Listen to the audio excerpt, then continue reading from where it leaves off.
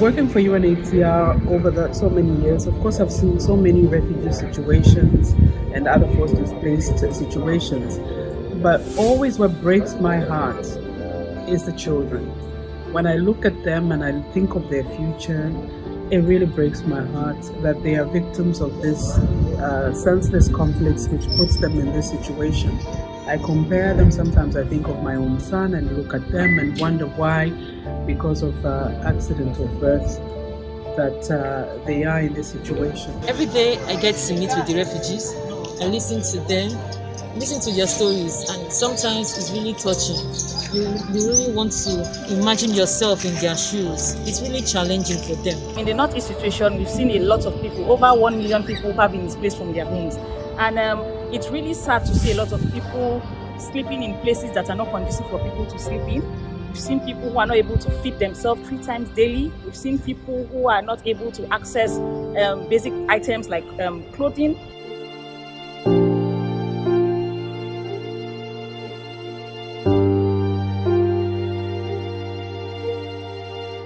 The life of a humanitarian worker is such that it's a calling, I keep saying. You need to commit to it.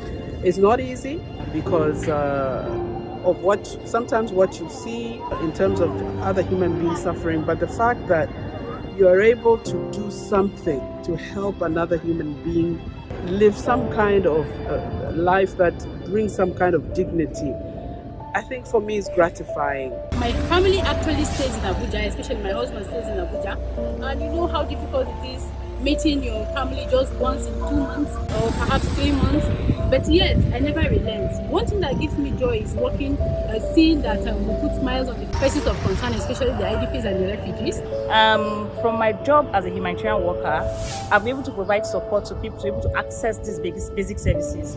Women are able to get clothes to be able to provide for their children, pots, even cooking, they're able to get that. We're able to provide, ensure that they have access to shelters, they have access to other basic items that we take for granted. UNHCR has a presence in the Northeast, here in Maiduguri, responding to the IDP situation.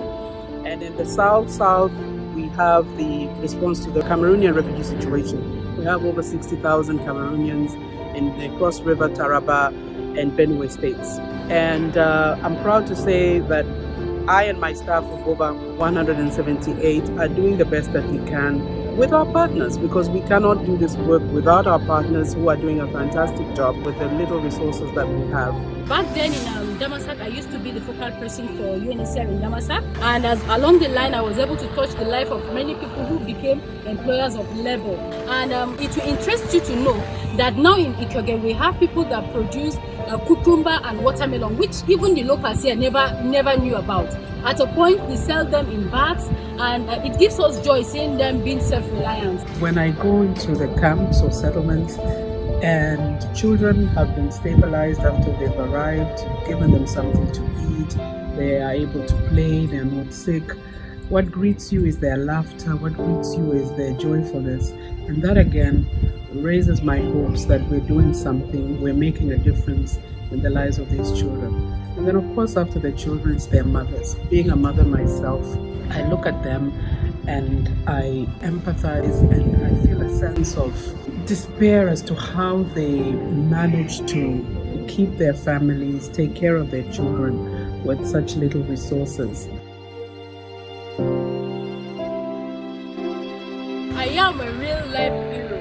I'm a super hero. My name is Chansakapaya and I'm a real life hero.